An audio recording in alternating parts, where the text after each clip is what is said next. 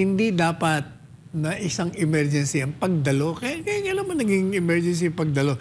Tsaka hindi ko maintindihan, ba't di nila maamin? Hindi ko naman maintindihan sa PNP chief. Kung ikaw yun, aminin mo na at mag-apologize ka na lang. Ang problema, pinagtatakpan ninyo, binabanggit nyo isang senior Officer. Ba't di nyo masabi pangalan? Yan ang problema. Alam nyo, pag may ginawa kayong mali, aminin nyo na lang at humingi kayo ng paumanin at tanggapin nyo na yung bati ko sa inyo. Kasi kasalanan nyo yan ang problema. Law enforcer, law breaker. Yun. Ganun lang kasimple yun, General Marbil.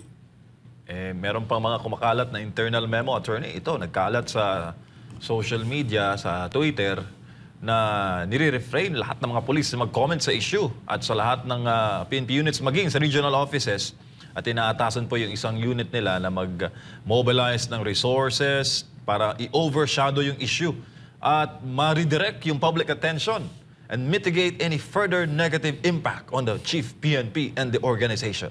Alam mo si Presidente Marcos Jr., tatawagin ko yun sa PNP chief at pagagalitan ko yun Live. Oo. Pambira ka, ano ka ba? Di ba? Ako ang inuhulog niyo sa bangin.